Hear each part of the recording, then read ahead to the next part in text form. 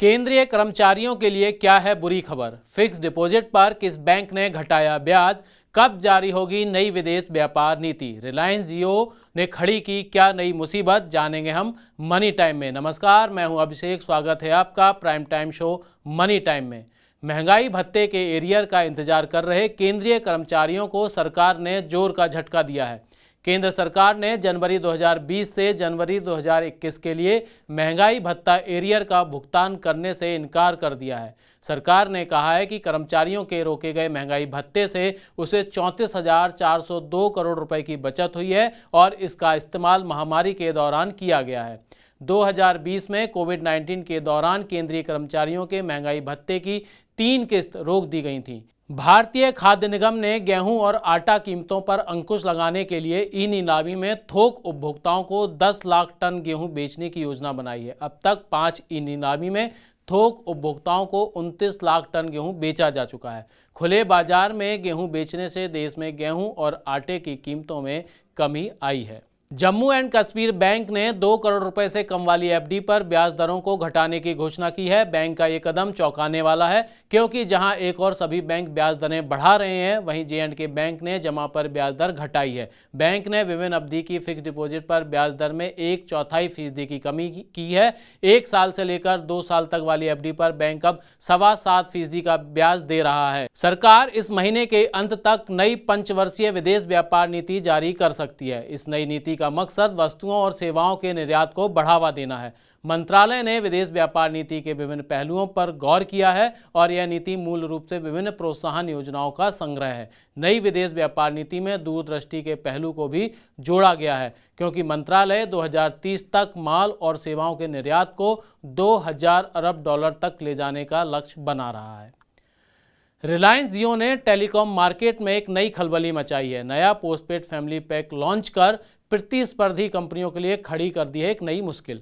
रिलायंस जियो ने अपने प्रतिद्वंदी कंपनी भारती एयरटेल को मात देने के लिए कम कीमत वाला फैमिली पोस्टपेड प्लान लॉन्च किया है। रिलायंस जियो ने 1 महीने के मुफ्त ट्रायल की सुविधा के साथ नया फैमिली पोस्टपेड प्लान जियो प्लस लॉन्च किया है। अगर 1 माह बाद सर्विस पसंद नहीं आती है तो ग्राहक प्लान कैंसिल कर सकते हैं। जियो प्लस प्लान के तहत 2 प्लान हैं, जिसमें एक की कीमत 399 रुपये और दूसरे की कीमत 699 रुपये है। दोनों ही फैमिली प्लान में 3 जियो कनेक्शन जोड़े जा सकते हैं। HDFC बैंक और ई-कॉमर्स कंपनी फ्लिपकार्ट ने फ्लिपकार्ट होलसेल मेंबर्स के लिए को ब्रांडेड क्रेडिट कार्ड लॉन्च किया है। ये डाइनर्स क्लब इंटरनेशनल नेटवर्क पर काम करेगा और इसका इस्तेमाल 200 से ज़्यादा देशों में किया जा सकेगा। फ्लिपकार्ट होलसेल मेंबर्स इस कार्ड की मदद से आकर्षक ऑफर्स और डिस्काउंट हासिल कर सकेंगे। बाजार में लगातार 5वें दिन गिरावट आई। सेंसेक्स 344 अंक टूटा, जबकि निफ्टी 17,000 से नीचे बंद हुआ। बैंकों की सेहत और ऊंची महंगाई की चिंता ने बाजार की धारणा को प्रभावित किया। इसके अलावा घरेलू बाजार से लगातार विदेशी पूंजी की निकासी और रुपए में गिरावट से शेयर बाजारों पर दबाव बना रहा। दुनिया भर में मांग कम होने के कारण फरवरी महीने में भारत का निर्यात करीब 9% घटकर 33.88 अरब डॉलर पर आ गया। पिछले साल फरवरी में यह आंकड़ा 37.15 अरब डॉलर था। यह लगातार तीसरा महीना है जब देश के निर्यात में गिरावट दर्ज की गई है। हालांकि फरवरी में देश का व्यापार घाटा कम होकर 17.43 अरब डॉलर रहा। ऐसा आयात कम होने के चलते हुआ है। अंतर्राष्ट्रीय बाजार में बहुमूल्य धातुओं की कीमतों में कमजोर रुख के बीच दिल्ली में भी सोना सस्ता हो गया है। दिल्ली सराफा बाजार में बुधवार को सोने का भाव 310 रुपये गिरकर 57,070 रुपये प्रति 10 ग्राम पर आ गया। चांदी की कीमत भी 90 रुपये के नुकसान के साथ 66,535 रुपये प्रति किलोग्राम पर बंद हुई।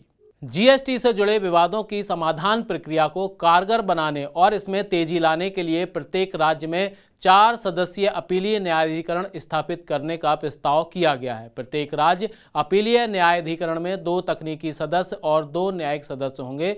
2 सदस्यों वाली एक खंडपीठ अपीलों पर फैसला करेगी। प्रत्येक राज्य अपीलीय न्यायाधिकरण में 2 खंडपीठ होंगी, जिससे अधिक अपीलों को निपटाया जा सकेगा। रिटेल के बाद अब रिलायंस रिटेल थोक कारोबार में भी अपने पैर जमाने वाली है। भारतीय प्रतिस्पर्धा आयोग ने मेट्रो कैश एंड कैरी के अधिग्रहण के लिए रिलायंस रिटेल को मंजूरी दे दी है। रिलायंस रिटेल 2850 करोड़ रुपए में मेट्रो कैश एंड कैरी की 100% हिस्सेदारी खरीदेगी। इससे रिलायंस को अपने रिटेल कारोबार को और मजबूत बनाने में मदद मिलेगी। उदय शिवकुमार इंफ्रा लिमिटेड का आईपीओ सब्सक्रिप्शन के लिए 20 मार्च को खुलेगा और 23 मार्च को बंद होगा। एंकर निवेशक 17 मार्च को बोली लगा सकेंगे। आईपीओ के तहत 66 करोड़ रुपए के नए इक्विटी शेयर जारी किए जाएंगे। आईपीओ से जुटाई गई राशि का उपयोग कार्यशील पूंजी आवश्यकताओं और सामान्य कॉरपोरेट उद्देश्यों के लिए किया जाएगा। होंडा मोटरसाइकिल ने एक नई मोटरसाइकिल शाइन 100 को लॉन्च किया है। कंपनी ने इसकी एक साल में 3 लाख यूनिट बेचने का लक्ष्य रखा है। इसकी शुरुआती कीमत 64,900 रुपये है। पूरे भारत के लोगों को किफ़ायती और सुगम पहुंच के वाहन उपलब्ध करवाने की दिशा में होंडा ने यह बड़ा कदम उठाया है। उम्मीद है आपको मनी टाइम का आज का एपिसोड पसंद आया होगा। आपको हमारा आज का शो कैसा लगा बताने के लिए कमेंट बॉक्स में अपनी राय जरूर शेयर करें। आपके सुझाव हमें शो को और बेहतर बनाने में मदद करेंगे। अपने काम की खबरों को देखने के लिए मनी 9 के मोबाइल ऐप को जरूर डाउनलोड कर लें। नई खबरों के साथ अब होगी आपसे कल मुलाकात। तब तक आप देखते रहिए मनी 9 के ढेर सारे प्रोग्राम। नमस्कार, गुड नाइट।